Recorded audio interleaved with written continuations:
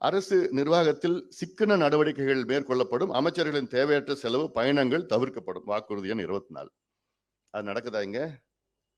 ஏன் இப்போ முதலமைச்சர் இப்போ வெளிநாட்டுக்கு போறாரு. முதலமைச்சருடைய பயணம் இப்போ 5வது பயணம். முதல்ல துபாய் போயிட்டு வந்தாரு, அப்புறம் சிங்கப்பூர், ஜப்பான் போனார், அப்புறம் ஸ்பெயின் ஏதோ 14 நாள் போனார், அமெரிக்கா 17 நாள் போனார். இந்த 4 பயணமும் கிட்டத்தட்ட 18,000 கோடி புரிந்துணர்வு ஒப்பந்தம், மெமராண்டம் ஆஃப் அண்டர்ஸ்டாண்டிங். அதுல நான் கேட்கறது, மீண்டும் மீண்டும் கேட்கறது, 4 முறை போனீங்களே முதலமைச்சர், எவ்வளோ கோடி செலவு பண்ணீங்க? இதுல எவ்வளவு உங்களுக்கு அதில் பயன்பெற்று இருக்கு தமிழ்நாட்டிற்கு?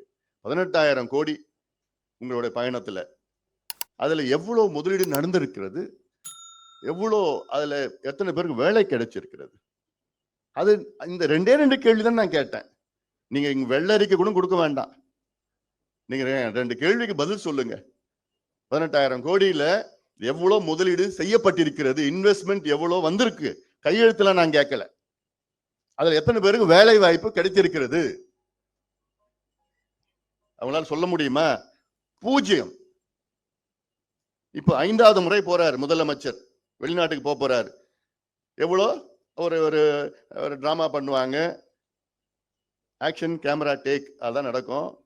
கையெழுத்து போடுவாங்க, அப்புறம் விளம்பரம் வரும், நீங்க செய்தி போடுவீங்க, மக்கள் ஏமாந்துட்டு இருப்பாங்க.